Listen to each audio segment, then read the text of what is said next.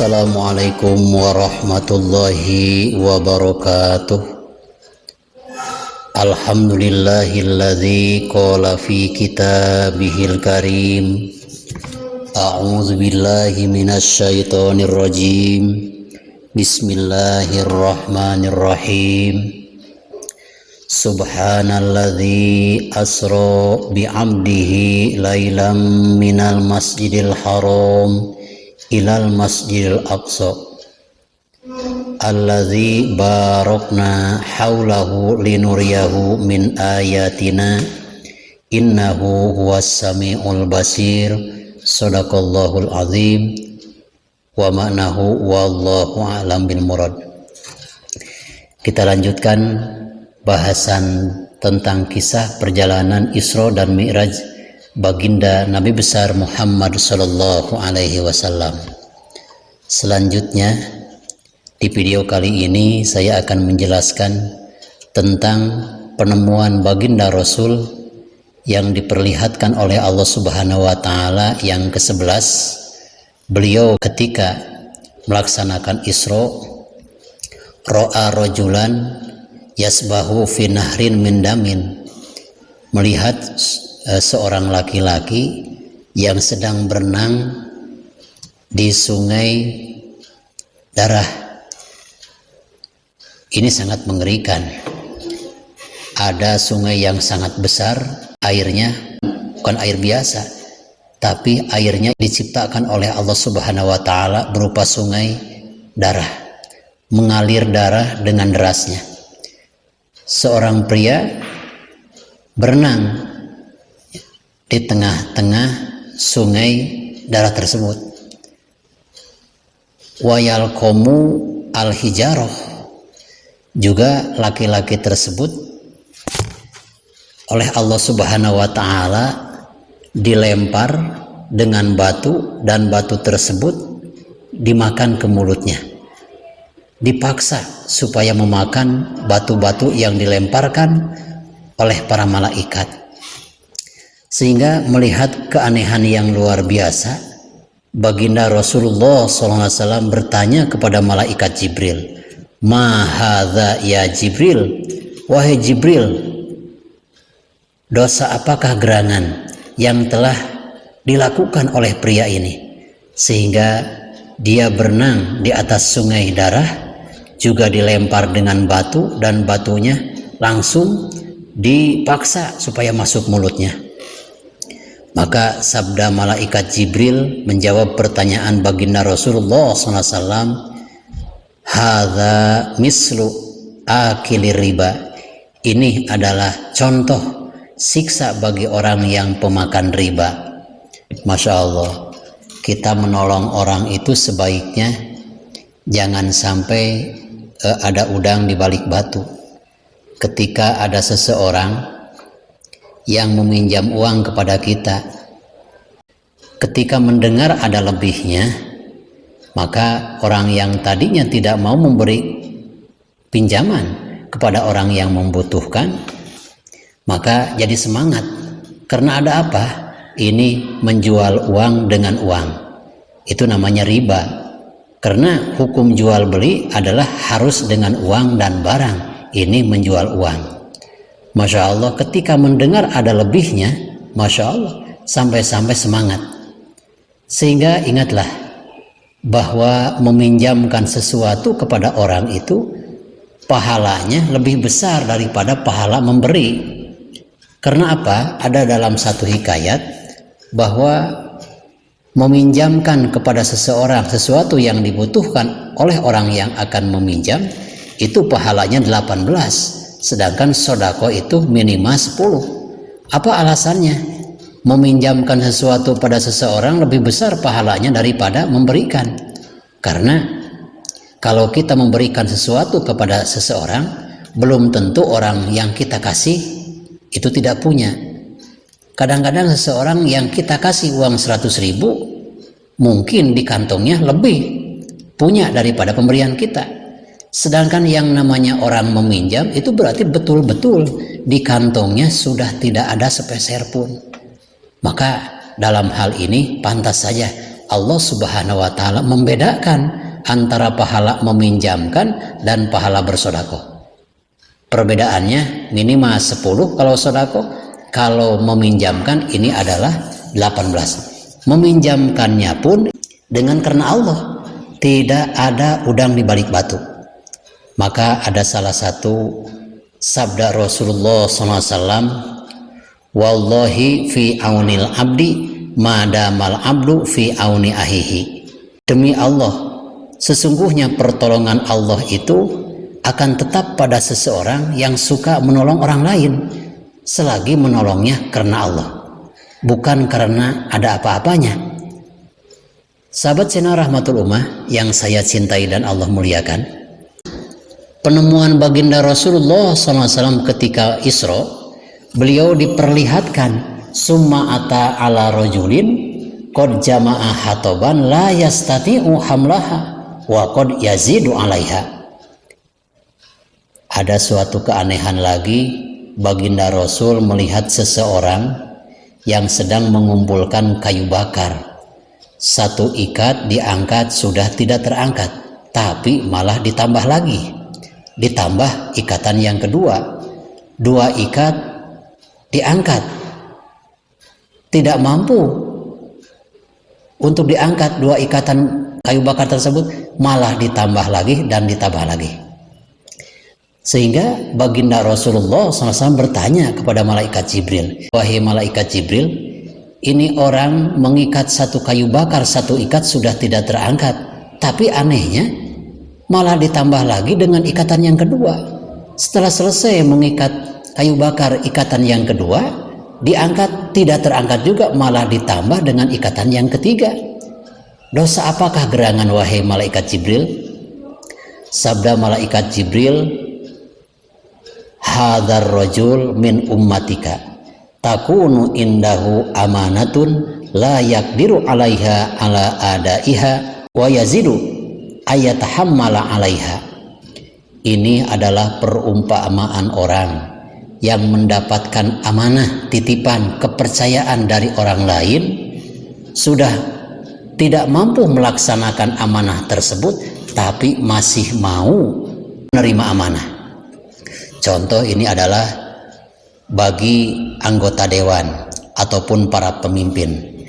Seandainya di periode pertama gagal jadi seorang pemimpin, tidak mampu memimpin rakyat dan tidak mampu mengemban amanah rakyat, sebaiknya mengundurkan diri. Karena apa? Apabila seseorang pemimpin, seorang wakil rakyat sudah tidak mampu menjalankan amanah atau keinginan yang memilihnya, tapi terus menerus di periode berikutnya mau mencalonkan kembali, itu akan mendapatkan siksa dari Allah Subhanahu wa Ta'ala. Siksanya sangat berat. Diperintahkan oleh Allah Subhanahu wa Ta'ala mengangkat 1 ikat kayu bakar, tidak terangkat, tapi malah ditambah lagi dan ditambah lagi. Na'udzubillah summa na'udzubillahi min dzalik. Maka hati-hatilah. Kadang-kadang kita untuk mencari suatu jabatan harus memperhitungkan apa kemampuan kita. Karena kalau ingin mencalonkan suatu jabatan, apakah itu bupati, apakah gubernur, sekalipun presiden, apakah itu anggota dewan, mampukah kita untuk mengemban amanah? Kalau kita tidak mampu mengemban amanah, maka hati-hati. Jutaan orang akan meminta pertanggungjawaban kepada Anda sekalian di hari kiamat. Sabda Rasulullah SAW, bolehkah ketika kita meminta jabatan kepada orang lain? Itu diperbolehkan seandainya kita mempunyai kemampuan. Kita mencalonkan diri sebagai pemimpin karena kita mempunyai kemampuan, itu diperbolehkan. Kalau kita tidak mempunyai modal kemampuan apapun, lalu kita mau mencalonkan diri jadi seorang pemimpin, akhirnya duit yang berbicara. Kita tidak mampu jadi seorang pemimpin, maka jabatan kita dibeli dengan biaya yang sangat mahal. Itu yang dipaksakan. Na'udzubillah summa na'udzubillah min dzalik. Ketika seseorang menjabat suatu jabatan, hasil daripada jual beli jabatan tersebut, Masya Allah, itu akan dihilangkan keberkahan oleh Allah Subhanahu wa Ta'ala. Dalam surat Yusuf ayat ke-55, Allah Subhanahu wa Ta'ala berfirman, qala ja'alni ala khazainil ardi inni hafidhun alim. Allah berfirman, yaitu menceritakan tentang kisah Nabi Yusuf alaihi salam.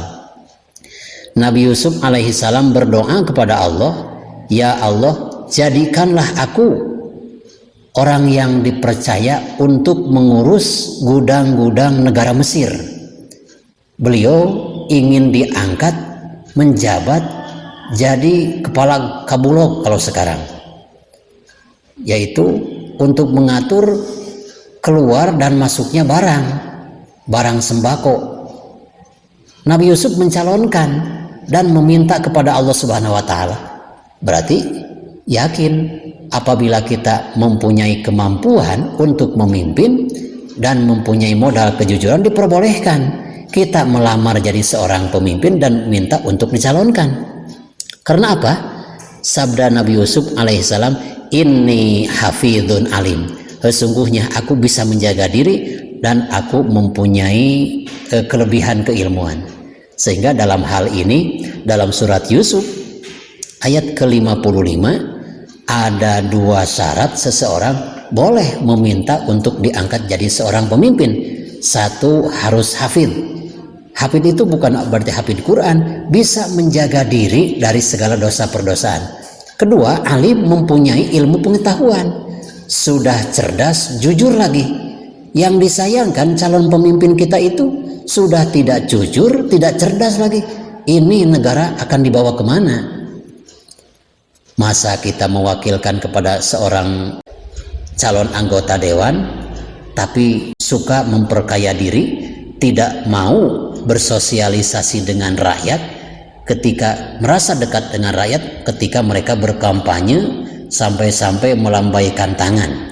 Ketika selesai berkampanye dan terpilih menjadi seorang pemimpin atau dewan, sampai-sampai ketika melewati suatu kota ataupun kampung daripada tanah kelahirannya, biasanya ketika waktu kampanye mobilnya terbuka jendela kacanya. Ketika sudah menjadi seorang pemimpin, sampai-sampai pintu dan jendela mobilnya tertutup rapat. Karena apa? Takut ditagih dengan janjinya. Itu adalah suatu pemimpin yang khianat. Masya Allah, kalau Nabi Yusuf alaihi salam berdoa kepada Allah untuk dijadikan juru kunci atau seorang pengurus perbendaharaan gudang negara Mesir, karena mempunyai modal dua, kejujuran dan kecerdasan. Bolehkah kita untuk mencalonkan seorang pemimpin sedangkan kita tidak mampu untuk memimpin? Di sini seperti dijawab dengan salah satu hikayat.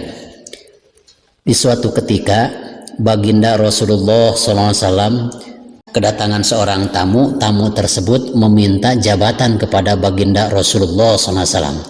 Sedangkan baginda Rasul mengetahui karakter orang tersebut, meminta jabatan tapi karakternya tidak mampu untuk dijadikan seorang pejabat. Maka sabda Rasulullah SAW menolak dengan keras. Sabda Rasul, inna lan nasta'mila ala amalina man arodahu. Saya tidak akan memperkerjakan seseorang, saya tidak akan memberikan suatu jabatan kepada seseorang bagi orang yang menginginkannya. Nah itulah, maka baginda Rasul mungkin sudah paham, sudah tahu karakter orang ini, meminta suatu jabatan sampai-sampai ditolak oleh baginda Rasul karena sudah tahu mereka tidak mempunyai kemampuan. Juga bagaimana hanya kalau kita mempunyai kemampuan lalu tidak menawarkan diri tapi ditawari suatu jabatan, itu lebih baik diterima. Jadi orang yang terbaik, orang yang tidak mencalonkan suatu jabatan tapi malah ditawari dengan suatu jabatan. Ini ada salah satu keterangan ulama, wa idza ta'ayyana ahadun lil qudut awil imarah lazimahul qabul li'annaha min furudil kifayah. Apabila seseorang diminta untuk menjadi seorang hakim karena keilmuannya dan kejujurannya, maka lebih baik menerima jabatan tersebut. Karena apa? Ketika mereka tidak mencalonkan menjadi hakim, tapi profesinya memang pantas untuk jadi hakim, itu orang tersebut wajib untuk menerimanya. Karena apa? Kalau jabatan hakim dipegang oleh orang yang tidak ada kejujuran sama sekali dalam hatinya, maka rusak ya negara ini. Na'udzubillah, summa na'udzubillahi min dzalik. Bagaimana hukumnya ketika kita tidak mampu untuk menyandang suatu jabatan tapi memaksakan? Maka sabda ulama, su'alu tauliyatil auqof makruhun kasu'ali tauliyatil imaroh. Makruh bagi seseorang mencalonkan diri untuk menjabat suatu pemerintahan seperti makruhnya meminta tanah wakaf.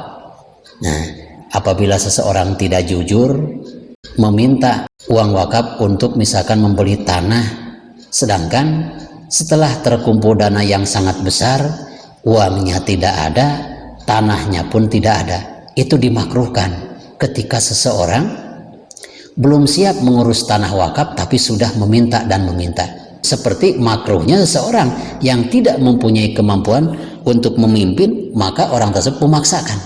Juga kadang-kadang masalah jabatan di dunia ini kadang-kadang kita tidak mampu, tapi ketika kita dekat dengan seorang pejabat, maka bisa saja kita menjadi seorang pejabat. Maka jangan aneh kalau di suatu negara dipimpin oleh seseorang pejabat, hasil jabatannya bukan dengan cara yang halal, tapi hasil dengan sogokan uang. Itu tidak akan benar. Seperti halnya orang yang tidak mampu menjabat suatu jabatan karena dekat dengan suatu pejabat, akhirnya bisa menjadi pejabat. Itu pun sangat salah. Sudah banyak di negara-negara kita, di negara tetangga-tetangga kita, Masya Allah, orang tersebut tidak pantas menjadi pejabat, malah jadi pejabat karena kedekatannya dengan pejabat. Akhirnya tidak lama menjabatnya. Karena apa? Tidak ada kemampuan untuk menjabat suatu jabatan. Sahabat channel Rahmatul Ummah yang saya cintai dan Allah muliakan, cukup sampai sekian pengalaman baginda Rasul nomor ke-11. Mudah-mudahan kita dikaruniai oleh Allah Subhanahu wa taala seorang pemimpin yang amanah, yang mampu menjalankan roda pemerintahan. Amin ya Allah ya rabbal alamin. Khudh ma sofa wada ma kadar. Wassalamualaikum warahmatullahi wabarakatuh.